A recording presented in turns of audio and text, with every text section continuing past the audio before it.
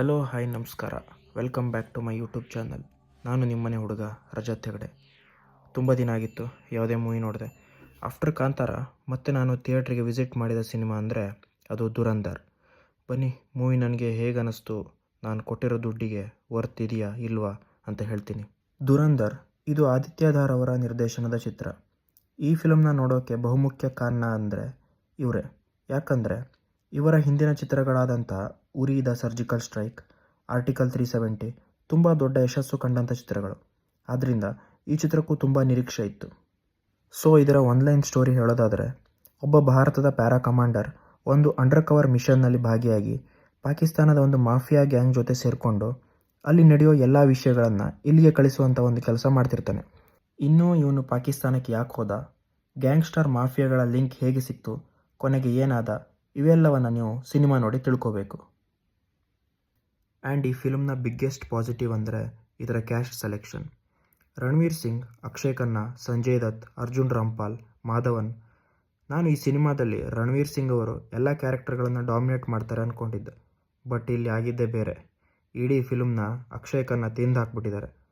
ಒಂದೊಂದು ಸಲ ಫ್ರೇಮ್ನಲ್ಲಿ ಬಂದಾಗಲೂ ಹಿಂದ್ಗಡೆ ಇರೋರು ಯಾರೂ ಕಾಣಿಸಲ್ಲ, ಅಷ್ಟು ಚೆನ್ನಾಗಿ ಅವರನ್ನು ಆ ಕ್ಯಾರೆಕ್ಟರ್ಗೆ ಅಡಾಪ್ಟ್ ಮಾಡ್ಕೋತಾರೆ. ಮತ್ತೊಂದು ಪ್ಲಸ್ ಪಾಯಿಂಟ್ ಅಂದರೆ ಇದರ BGM ಮತ್ತು ಸಾಂಗ್ಗಳು. ಎಲ್ಲ ಹಳೆಯ ಹಿಂದಿ ಹಾಡುಗಳನ್ನು ಇದರಲ್ಲಿ ತುಂಬ ಚೆನ್ನಾಗಿ ಯೂಸ್ ಮಾಡ್ಕೊಂಡಿದ್ದಾರೆ ಮತ್ತು ಅದರ ಪ್ಲೇಸ್ಮೆಂಟ್ ಕೂಡ ಅಷ್ಟೇ ಚೆನ್ನಾಗಿದೆ.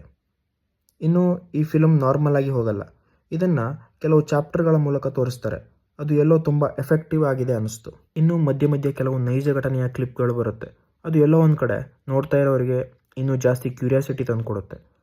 ನನಗೆ ತುಂಬ ಖುಷಿಯಾಗಿದ್ದು ಎಲ್ಲಿ ಅಂದರೆ, ಸ್ಪೈ ಯೂನಿವರ್ಸ್ ಹೆಸರಲ್ಲಿ ಕ್ರಿಂಜ್ ಸಿನಿಮಾಗಳನ್ನು ಮಾಡ್ತಾ ಇರೋ ಟೈಮಲ್ಲಿ ಕೇವಲ ರಾ ಕಂಟೆಂಟ್ ಇಟ್ಕೊಂಡು ಯಾವುದೇ ಅಸಹ್ಯ ತರಿಸುವಂಥ ಸೀನ್ಗಳಿಲ್ಲದೆ ಒಂದೊಳ್ಳೆ ಮೂವಿಯನ್ನು ನಮ್ಮ ಮುಂದೆ ಇಟ್ಟಿದ್ದಾರೆ. ತುಂಬ ಜನ ಹೇಳೋ ಥರ ಅಷ್ಟು ಬ್ರೂಟಲ್ ಸೀನ್ಗಳಿವೆ ಅನ್ನೋ ಥರ ಏನಿಲ್ಲ. ನಿಮಗೆ ಟ್ರೈಲರ್ನಲ್ಲಿ ಎಷ್ಟು ಸೀನ್ಗಳಿವೆಯೋ ಅಷ್ಟೇ ಸೀನ್ಗಳು ಫಿಲ್ಮ್ನಲ್ಲಿ ಇರೋದು. ಈ ಚಿತ್ರದ ರನ್ ಟೈಮ್ 3 ಗಂಟೆ 30 ನಿಮಿಷ. ಆದರೂ ಕೂಡ ಒಂದು ಸಲ ನೀವು ದುರಂಧರ್ನ ವರ್ಡ್ ಒಳಗಡೆ ಎಂಟ್ರಿ ಆದರೆ ಅದರೊಳಗೆ ನಾವಿರೋ ಥರ ಅನಿಸುತ್ತೆ.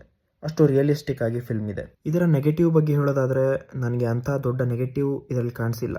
ಎಸ್, ಇದು A-rated ಸಿನಿಮಾ. ಸೊ ಎನಿಮಲ್ ಮತ್ತು ಮಾರ್ಕೋ ಅಂಥ ಚಿತ್ರಗಳನ್ನು ನೋಡಿದವರಿಗೆ ಇದೇನು ದೊಡ್ಡ ಮ್ಯಾಟ್ರ್ ಆಗಲ್ಲ. ಇನ್ನೂ ಇದರ ನೆಗೆಟಿವ್ ಫಿಲ್ಮ್ಗಿಂತ ಹೊರಗಡೆ ಜಾಸ್ತಿ ಇದೆ. ರಣವೀರ್ ಸಿಂಗ್ ಅವರು ಸ್ಟೇಜ್ ಮೇಲೆ ಕಾಂತಾರದ ಬಗ್ಗೆ ಮಾಡಿದಂಥ ಹುಚ್ಚಾಟಗಳು ಎಲ್ಲೋ ಒಂದು ಕಡೆ ತುಂಬ ಜನರಿಗೆ ಬೇಜಾರಾಗಿತ್ತು. ಆದ್ದರಿಂದ ಮೊದಲ ದಿನ ಅಷ್ಟೊಂದು ಟಿಕೆಟ್ಗಳು ಬುಕ್ ಆಗಿಲ್ಲ. ಬಟ್ ಇವಾಗ ಎಲ್ಲ ಕಡೆ ಹೌಸ್ಫುಲ್ ಶೋಗಳಾಗಿದೆ. ಅದಕ್ಕೆ ಮುಖ್ಯ ಕಾರಣ ಈ ಚಿತ್ರದ ಸ್ಟೋರಿ. ಸೊ ನಾವು ಕೊಡೋ ದುಡ್ಡಿಗೆ ಮೋಸ ಇಲ್ಲ ಅಂತ ಹೇಳ್ತೀನಿ. ಇದರ ಸೆಕೆಂಡ್ ಪಾರ್ಟ್ ಕೂಡ ಮಾರ್ಚ್ 10ಕ್ಕೆ ಬರ್ತಾ ಇದೆ. ಇದು ಒಂದು ಒಳ್ಳೆ ನಿರ್ಧಾರ ಅನ್ಬೋದು. ಒಟ್ಟಿನಲ್ಲಿ ನೀವು ಹೆಚ್ಚು ಸ್ಟೋರಿ ಓರಿಯೆಂಟೆಡ್ ರಾ ಚಿತ್ರಗಳನ್ನು ನೋಡ್ತೀರಾ ಅಂದರೆ ಆದಷ್ಟು ಬೇಗ ದುರಂಧರ್ನ ನಿಮ್ಮ ಹತ್ತಿರದ ಚಿತ್ರಮಂದಿರದಲ್ಲಿ ನೋಡಿ. ಬೇಗ ಮತ್ತೊಂದು ಸಿನಿಮಾ ಜೊತೆ ಸಿಗ್ತೀನಿ. ಬಾಯ್.